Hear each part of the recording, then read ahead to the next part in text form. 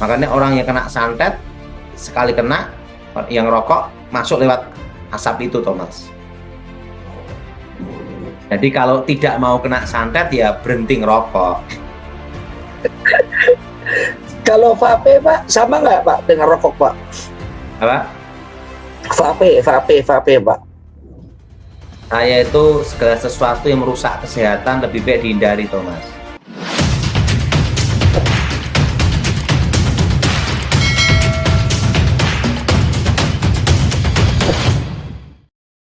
Ya, padahal terus hubungannya rokok dengan kuasa gelap, berarti kalau orang merokok pasti sangat mudah kena santet ya Pak ya? Ya, udah kena, Thomas. Boleh jelasin nggak Pak, biar jemaat yang masih merokok biar sadar Pak bahwa rokok itu bahaya. Karena orang rokok itu, Thomas, kan unsurnya ada 3, asap, Ya. api, kayu. Kayu. Kayunya dari apa? Tembakau. Nah, setelah itu apa namanya, wur dan itu cengkeh ya. Itu kan satu unsur, Thomas, dengan kemenyan. Kemenyan itu kan terbuat dari kayu, Thomas. Dibakar keluar api asap, satu unsur. Makanya orang yang kena santet, sekali kena, yang rokok masuk lewat asap itu, Thomas. Jadi kalau tidak mau kena santet, ya berhenti ngerokok.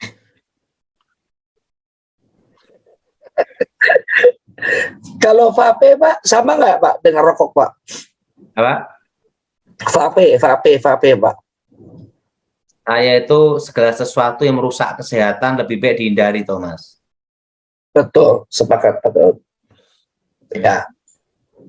Gini loh, Thomas, untuk sehat itu mahal, tapi lebih mahal kalau sakit, Thomas.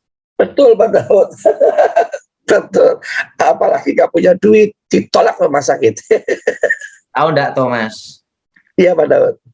Saya pernah punya kawan, Thomas. Uangnya itu triliunan, Thomas. Waduh, triliunan. Ngomong triliun, telo, Thomas. Telo ya. Triliun. Tapi dia itu, Thomas, sesak napas, kemana-mana harus dekat dengan tabung oksigen.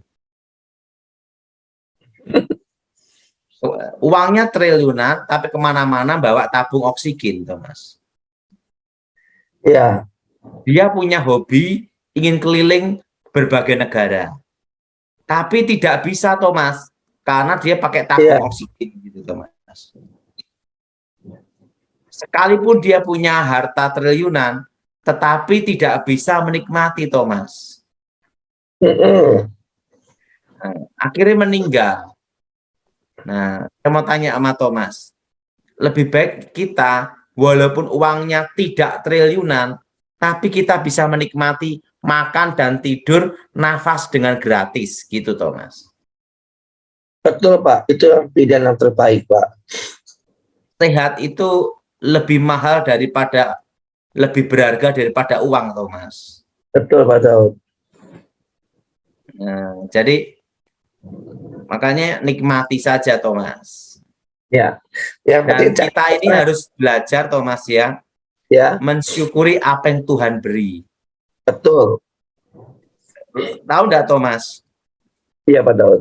Sampai sekarang, dari saya lahir nih, Thomas, rambut saya ini tidak pernah kena semir, Thomas. Sampai ada putihnya di sini, Thomas. Iya. Saya biarin aja. Kenapa? Saya menikmati apa yang Tuhan berikan, Thomas. Iya Pak Daud. Nah, kita mensyukuri apa yang Tuhan berikan, Thomas. Iya Pak Daud. Ada hidungnya pesek. Nah, Thomas merasa kurang yakin, tidak mensyukuri. Akhirnya operasi plastik. Nah, segala sesuatu yang tidak natural, Thomas, nanti repot, Thomas. Nanti kopior. Jadi lebih baik menikmati aja lah apa yang Tuhan beri.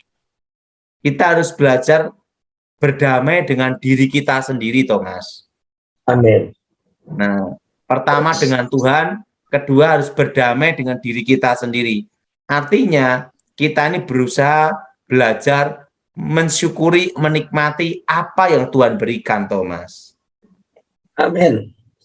Sepakat. Kaya-kayanya orang punya triliunan, Thomas. Kalau dia makan maksimal, Thomas, itu dia makan 2 piring nasi, Thomas. Itu maksimal, Thomas. Sekali makan 2 piring nasi lah. Kalau enggak nasi ya 2 piring roti lah, betul enggak? Iya. Coba betul. suruh 10 piring, mati dia, Thomas. Jadi apa sih sebenarnya nikmatnya orang punya uang? Saya kasih tahu, Thomas. Hanya melihat saja, betul nggak, Thomas? Betul. Nah, kalau gengsi, berapa sih harganya gengsi, Thomas? Iya. Nah, ini ada pengalaman, Thomas. Iya. Wah, keren nih Pak Daud. Saya tunggu Pak Daud, cerita Pak Daud. Suatu kali ada orang mau menemui waktu itu Pak Edi Wibowo Danjen Kopassus, Thomas. Beliau almarhum Danjen Kopassus, Thomas, Pak Edi Wibowo. Ya. Waktu itu ada seorang pengusaha mau menghadap, Thomas. Iya. Nah, karena ribut, Thomas. Ribut masalah bisnis, Thomas. Nah, bisnisnya itu besar, ini sama-sama konglomerat, Thomas. Nah, konglomerat lawannya juga itu juga menemui keluarga dari Pak Edi Wibowo juga. Nah, Pak Edi Wibowo berkata gini, inti ngomong gini, Pak Daud, berapa sih harga sebuah gengsi? Nah, misalnya Thomas, yang diributin ini misalnya ya hanya 100 M, tapi keluarnya sudah 1 triliunan lebih, Thomas. Karena apa? Adu gengsi. Ibaratnya seperti itu. Kan? Yeah. Makanya yang diributin itu adalah kambing. Tapi dua-duanya udah keluar kerbau semua, Thomas. Kenapa? Adu gengsi, Thomas. Gengsi Pak Daud, betul. Nah, waktu itu Pak Edi Wibowo berkata, berapa sih harga sebuah gengsi itu? Iya. Tapi nilainya yang diributin itu bukan 100 M lebih, Thomas. Tetapi dibanding dengan biaya semuanya itu, Thomas, lebih gede. Dari PN, PT, MA, MPK, balik lagi. Gitu terus, Thomas. Iya. Jadi, waktu itu Jenderal Edi Wibowo berkata gini, berapa sih harga sebuah gengsi, gitu, Thomas. Yes. Nah, makanya, Thomas, saya ini menikmati apa yang Tuhan berikan saja, Thomas. Ya. Nah, yaitu apa, Thomas? Ya, kalau kita ini diberi Tuhan ini, ya kita nikmati aja, Thomas. Jangan memaksa diri. Nah, kan ada orang memaksa diri harus punya tas Hermes, kan gitu, Thomas. Hermes. Nah, harus punya Louis Vuitton. Wah, itu kan gengsi aja, Thomas. Betul, Pak Daud. Kalau saya tuh berusaha menikmati apa yang Tuhan berikan, Thomas.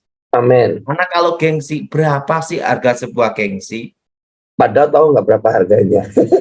Nah, jadi ada bagaimana kita bisa sukses, Thomas. Kalau kita ini waktu muda harus menjaga hidup kita. Itu ada caranya, Thomas. Gimana caranya, Pak Daud? Pertama,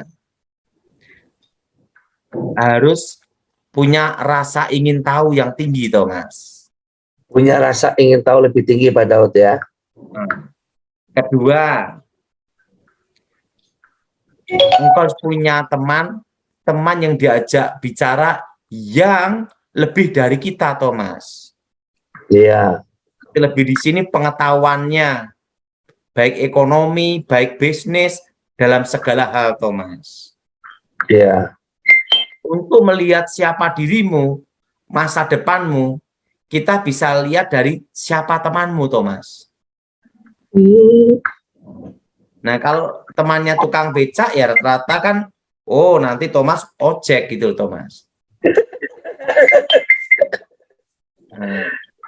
Nah, tapi kalau teman Thomas itu pembisnis, teman Thomas itu adalah seorang yang jenderal dan lainnya, minimal engkau punya pengetahuan Thomas. Nah, gitu loh. Jadi di mana temanmu, di situ kita tahu siapa gimana masa depanmu Thomas. Yes. Menurut Thomas gimana? Sepakat Pak Daud. Karena di dalam bisnis itu perlu namanya koneksi dan jaringan Thomas. Betul. Nah, orang sekolah luar negeri hebat Thomas, sampai karburator botak bocor-bocor Thomas. Tapi kalau dia itu tidak ada pergaulan, kuper, Pak itu tidak ada jaringan, tidak ada koneksi, lah mau kemana Thomas? Ya. Nah, makanya dalam sistem, dalam seseorang mau maju di waktu muda, dia harus banyak rasa ingin tahu dan punya jaringan. Nah, jaringan itu dari mana? Teman-teman. Kita sekolah itu untuk apa sih, Thomas? Kenapa ada sekolah mahal, ada sekolah murah? Betul, Thomas? Betul.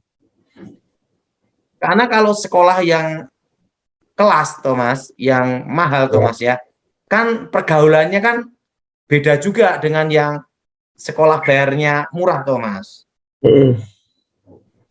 Nah, tapi saya tuh lebih setuju kalau sekolah itu adalah selain menimba ilmu, tapi juga membentuk jaringan, Thomas. Betul. Betul nggak, Thomas? Betul, Pak Daud. Nah, jaringan. Makanya ada sekolah sampai kuliah mahal-mahal itu apa? Nah, itu membentuk apa? Jaringan. Setelah rasa ingin tahu, kedua apa, Thomas? Engkau berteman dengan siapa?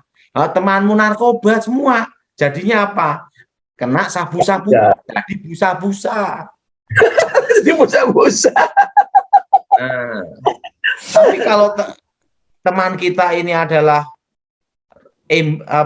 pembisnis, terusan itu ekonom, nah terusan akunting, cara kita berpikir juga beda, Thomas. Betul, Pak Daud. Jadi kalau saya ingin tahu masa depanmu, itu mudah, Thomas. Saya harus tahu siapa temanmu. Nah, betul, Thomas? Betul, Pak Daud.